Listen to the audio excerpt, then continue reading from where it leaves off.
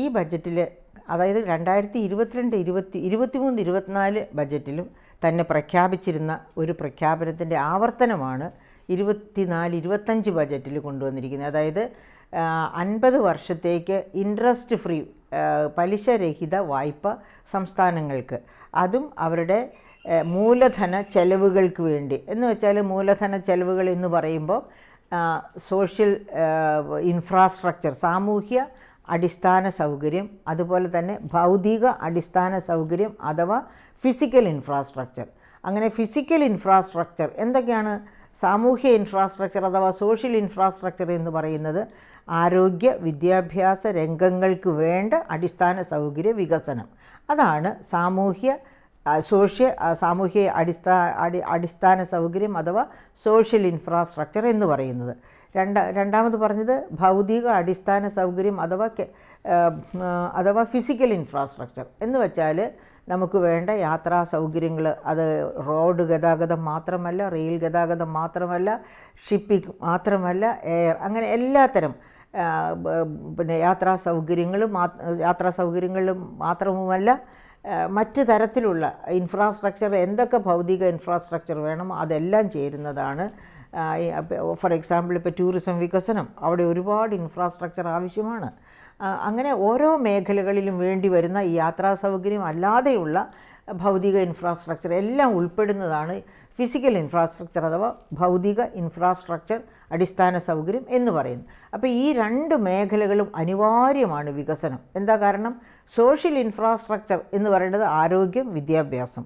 ആരോഗ്യത്തിലും വിദ്യാഭ്യാസത്തിലും നല്ലവണ്ണം ഇൻവെസ്റ്റ് ചെയ്താൽ മാത്രമേ സാമൂഹികമായ വളർച്ചയുണ്ടാവുകയുള്ളൂ. അതുപോലെ തന്നെ ജനങ്ങൾ അവബോധമുള്ളവരായി വളരുക, ആരോഗ്യമുള്ള, അവബോധമുള്ള, വിദ്യാഭ്യാസമുള്ള, സാങ്കേതിക മികവുള്ള, അങ്ങനെ ലോകത്തെവിടെയും പിന്നെ എത്തിപ്പെടാൻ പറ്റുന്ന, ഏത് തരത്തിലുള്ള സാമൂഹ്യ സാഹചര്യങ്ങളെയും ഓവർകം ചെയ്യാൻ പറ്റുന്ന, ഏത് തരത്തിലുള്ള സാങ്കേതിക വിദ്യയും കയ്യെത്തിപ്പിടിക്കാൻ പറ്റുന്ന തരത്തിലുള്ള ഒരു ജനതയെ വാർത്തെടുക്കണം എന്നുണ്ടെങ്കിൽ ആരോഗ്യ രംഗത്താണ് ആദ്യമായിട്ട് പിന്നെ മൂലധന നിക്ഷേപം വേണ്ടത്. അങ്ങനെ അവിടുത്തെ മൂലധന നിക്ഷേപത്തിൻ്റെ തുടർച്ചയെന്നോണം അതോടൊപ്പം തന്നെ വിദ്യാഭ്യാസ രംഗത്തും ആരോഗ്യ രംഗത്ത് വന്നാലാണ് ഈ പറയപ്പെട്ട നേട്ടങ്ങളൊക്കെ. അത് സൈമുൾട്ടേനിയസ് ആയിട്ട് ഒരേ സമയത്ത് തന്നെ വിദ്യാഭ്യാസത്തിലും ആരോഗ്യത്തിലും ഇൻവെസ്റ്റ് ചെയ്യുമ്പോഴാണ് ഞാൻ നേരത്തെ സൂചിപ്പിച്ചതുപോലെയുള്ള ഒരു വളർച്ച ഉണ്ടാകുന്നത്. അങ്ങനെ വളർച്ച, ഇപ്പോൾ ഉദാഹരണത്തിന് നമുക്ക് ഇന്ത്യയിലാണെങ്കിൽ ഈ വളർച്ച അനിവാര്യമാണ്. കാരണം എന്താണെന്ന് വെച്ചാൽ നമ്മൾ ഒന്നാമത്തെ വലിയ ജനസംഖ്യയുള്ള രാഷ്ട്രമാണ്. 142,86,00,000 നമ്മുടെ ജനസംഖ്യ. ഈ 146,86,00,000 ജനങ്ങളുടെ ശരാശരി പ്രായം എന്ന് പറയുന്നത് 28.5 വയസ്സാണ്. എന്ന് വെച്ചാൽ യുവത്വമുള്ള ഒരു ജനസംഖ്യ, അതാണ് ഇന്ത്യയുടെ പ്രത്യേകത. അപ്പോൾ യുവത്വമുള്ള ജനസംഖ്യയാണെങ്കിൽ അവരുടെ ഉൽപ്പാദനക്ഷമത വളരെ ഉയർന്നതായിരിക്കും. ഈ ഉയർന്ന ഉൽപ്പാദനക്ഷമതയെ എങ്ങനെ നമുക്ക് പ്രയോജനപ്പെടുത്താം? ഇന്ത്യയുടെ വികസനത്തിൻ്റെ കുതിപ്പിന് എങ്ങനെ ഈ ഉയർന്ന ഈ യുവജന ശക്തിയെ എങ്ങനെ പ്രയോജനപ്പെടുത്താം? ആ യുവജന ശക്തിയെ വികസനത്തിലേക്ക് കുതിക്കുന്നതിന് പ്രയോജനപ്പെടുത്താൻ വേണ്ടിയാണ് ഞാൻ സൂചിപ്പിച്ചതുപോലെ ആരോഗ്യ വിദ്യാഭ്യാസ മേഖലകളിൽ വളരെ നല്ല ഇൻവെസ്റ്റ്മെൻറ്റ് വേണം എന്ന് പറഞ്ഞത്. അപ്പോൾ ഈ ഗവൺമെൻറ് ഇൻട്രസ്റ്റ് ഫ്രീ ആയിട്ട് കൊടുക്കുമെന്ന് പറയുന്ന ഈ വായ്പ ആരോഗ്യ വിദ്യാഭ്യാസ മേഖലകളിലേക്ക് നല്ലതാണ്. ഇനി അതുപോലെ തന്നെ ഫിസിക്കൽ ഇൻഫ്രാസ്ട്രക്ചർ അഥവാ ഭൗതിക അടിസ്ഥാന സൗകര്യം ഇന്ത്യ പിന്നെ ഇപ്പോൾ ചൈനയുമായിട്ടോ അല്ലെങ്കിൽ വികസ്വര രാഷ്ട്രങ്ങളിൽ ചൈനയുമായിട്ട് താരതമ്യം ചെയ്താൽ ഇന്ത്യയുടെ ഭൗതിക ഇൻഫ്രാസ്ട്രക്ചർ വളരെ മോശമാണ്. അപ്പോൾ പിന്നെ വികസിത രാജ്യങ്ങളുമായിട്ട് താരതമ്യം ചെയ്യേണ്ട ആവശ്യം പോലുമില്ല. അപ്പോൾ അങ്ങനെയുള്ള ഒരു കാലഘട്ടത്തിൽ നമ്മുടെ ഫിസിക്കൽ ഇൻഫ്രാസ്ട്രക്ചർ, അതായത് ഭൗതിക അടിസ്ഥാന സൗകര്യ വികസനം അനിവാര്യമാണ്. അതിനാണല്ലോ കേരയിൽ എന്നും പറഞ്ഞ് കേരളത്തിൻ്റെ അങ്ങോളം ഇങ്ങോളം കുറ്റി നാട്ടുകയൊക്കെ ചെയ്തത്.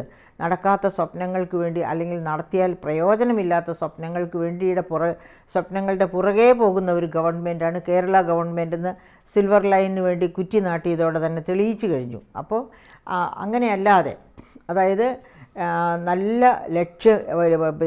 ലക്ഷ്യത്തോടും ടൈം ബൗണ്ടായിട്ടും ചെലവഴിക്കുന്ന പദ്ധതികൾക്ക് വേണ്ടി കേന്ദ്ര ഗവൺമെൻറ് എന്താണ് പലിശരഹിത വായ്പ കഴിഞ്ഞ ബജറ്റിലെ തന്നെ അത് പ്രോമിസ് ചെയ്തിരുന്നു, വാഗ്ദാനം ചെയ്തിരുന്നു. അങ്ങനെ കിട്ടുന്ന 50 വർഷത്തേക്ക് പലിശരഹിത വായ്പ കിട്ടുന്ന ആ ഒരവസ്ഥ അത് തീർച്ചയായിട്ടും വളരെ അഭികാമ്യമായ ഒരു സിറ്റുവേഷനാണ്. ബിക്കോസ് കേരളത്തിലെ ഒട്ടുമിക്ക സംസ്ഥാനങ്ങൾക്കും ഈ പറയപ്പെട്ട ഇൻഫ്രാസ്ട്രക്ചർ ഇപ്പോൾ കേരളത്തോളം മോശമായിരിക്കത്തില്ല മറ്റു പല സംസ്ഥാനങ്ങളുടെയും.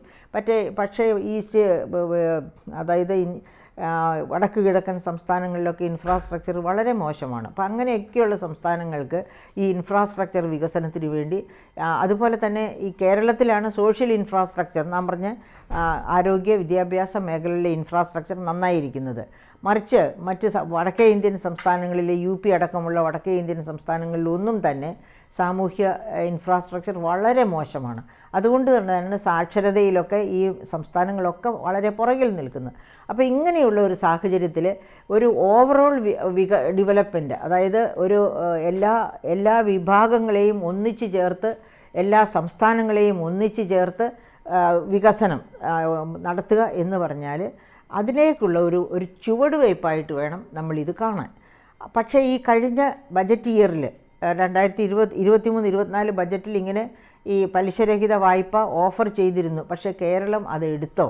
അതേപ്പറ്റിയുള്ള സ്റ്റാറ്റിസ്റ്റിക്സ് എനിക്ക് ലഭ്യമായില്ല. അപ്പോൾ അതുകൊണ്ട് എനിക്ക് അതേപ്പറ്റി കൂടുതൽ പറയാൻ പറ്റില്ല. ഇനി ഈ പ്രാവശ്യവും അത് എടുക്കുമോ അതും നമുക്ക് പറയാൻ പറ്റില്ല.